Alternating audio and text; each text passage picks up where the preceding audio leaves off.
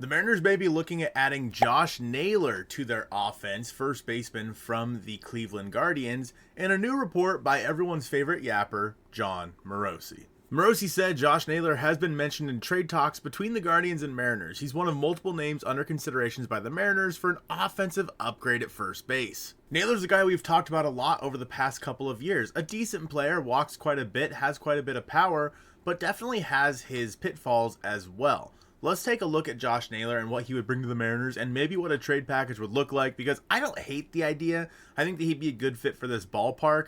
I think that he'd be a lot of fun to have, but I can't say that I'm familiar with what the Guardians would want in a trade package for Josh Naylor, but let's take a look. And hey, this video is brought to you by Fanatics.com. You can go get this very cool quarter zip for half off right now. I believe it's discontinued. It's so comfortable. You'd also be helping us out by giving us a little bit of dough this Christmas season if you were to use the affiliate link down below. So we appreciate it if you guys could do that. If you guys do like the look of this quarter zip, there's some other good stuff on there as well that I'll link down below. And now back to Josh Naylor. Naylor was an all-star in 2024. He hit 243, 320, 456. Good for a 776 OPS and a 118 OPS plus. He's a guy who hit 31 home runs, the most in his career in 2024, although a lot of that's probably because Cleveland messed with the right field airflow, which I don't know if you guys heard about, but that's a real thing that happened. He struck out 105 times, also the most in his career, albeit still not a ton, and had a 1.5 WAR. His strikeout percentage was 16.6, which is well below league average, about 6% below league average. He doesn't strike out a whole lot, so Josh Naylor's a guy who does fit pretty well. He also walks above league average at 9.2% in 2024, although a little below league average throughout his career. When you look at his Baseball Savant page, he's a guy who does have a decent amount of red on this page. He doesn't strike out a whole lot, 80th percentile there. His bat speed and his squared up percentage in the 60s. His expected slugging, 71st percentile. So it's a lot of stuff that's borderline good, but not great. His launch angle sweet spot, yeah, you'd like to see that be a little bit higher. He's not fast, 7th percentile in speed, but I mean, look at the guy. We all knew he wouldn't be fast. It's nice to see someone who represents me a little bit. And he's not the greatest fielder, but he's also not bad. We look at 2023 for Naylor. His range, his outs above average was way better. 5 outs above average here. K percentage was at 13.7% in the 94th percentile. His expecting batting average was 293. For Naylor, you can see by his spray charts here that most of his power is to right field, which actually fits T-Mobile Park quite well. Now, I know that Naylor was an all-star in 2024, but in my opinion, he did come back to earth a little bit compared to what he was in 2023, where he hit 308, 354, 489, with a 130 OPS plus, the best year of his career, although only hit 17 home runs in that season with 97 RBI. He also only struck out 68 times in 2023. He's only had a year like that once, where he hit 300 plus. He's a career 262 hitter, Josh Naylor is, and he averages about 23 home runs every 162 games. He's a first baseman who had a 1.5 WAR in 2024. I don't necessarily know if I would be comfortable putting him over there for the cost, because his contract is going to be kind of a hindrance for the Seattle Mariners. Naylor will be in the final year of his contract, and his estimated arbitration is $14.2 million, which, as we know, if the Mariners only have, $16 million to spend, that's a very decent chunk of change right there. So that brings us to our trade package for Naylor, because if he's making $14 million a year, and that would leave the Mariners with $2 million, you know what I mean? Like, where are we at there? And I think that for the Guardians, they've been wanting to cut payroll a little bit. We saw it with the Andres Gimenez trade, where they got back a decent amount of players. Obviously, that was the whole Spencer Horowitz thing, where he then got traded to Pittsburgh, and it was this whole big mess. But Josh Naylor is a guy who's making a decent amount of money at $14.2 million. Kyle Manzardo's coming up, who's probably going to be their future first baseman, another left-handed hitter for them, who showed out quite well, especially in the playoffs in 2024. They might want to move on from Naylor, who is, again, making $14.2 million.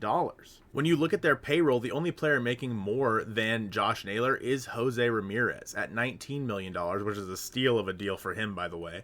but $14.2 million would be a lot for them to get off of their books. I honestly struggle with what a trade package would look like for Josh Naylor, because again, I would say that I would consider offering Luis Castillo. You'd have to give up more, in my opinion, than just Josh Naylor in that deal. Sure, the Mariners would save possibly $10 million right there, which would make Naylor's contract not that big of a deal. But at the same time, you're going to need to give me more than just Josh Naylor in that trade for Luis Castillo. So I don't necessarily know if he's a fit for the Mariners in that regard.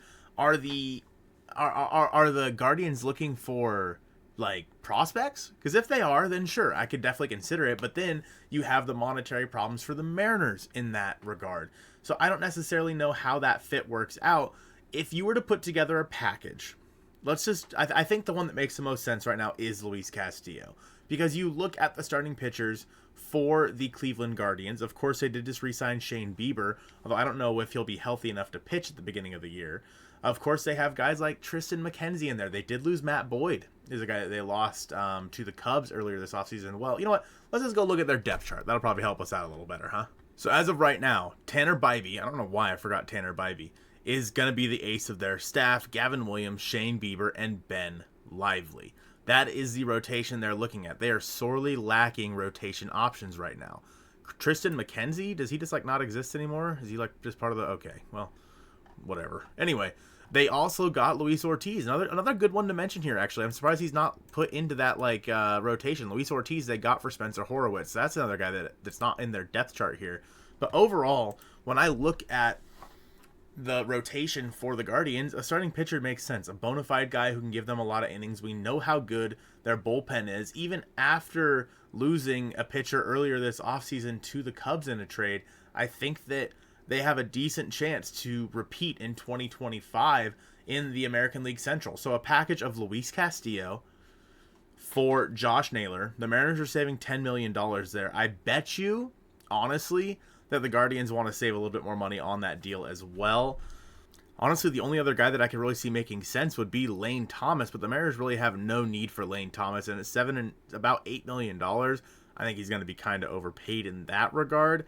This is a tough one. It really is. I'm not 100% certain what it's going to take, but let's say Luis Castillo for Josh Naylor, and the Mariners maybe even get Tristan McKenzie back in that deal. Maybe they think they can do something with Tristan McKenzie. I actually don't hate that. Now, again, that's a deal where the Guardians are taking on a little bit of extra money here, but maybe they feel comfortable doing that after trading Andres Gimenez earlier this offseason to the Toronto Blue Jays. In which case, if you can maybe get Tristan McKenzie back in that deal, I honestly feel pretty confident the Mariners could turn Tristan McKenzie's career around.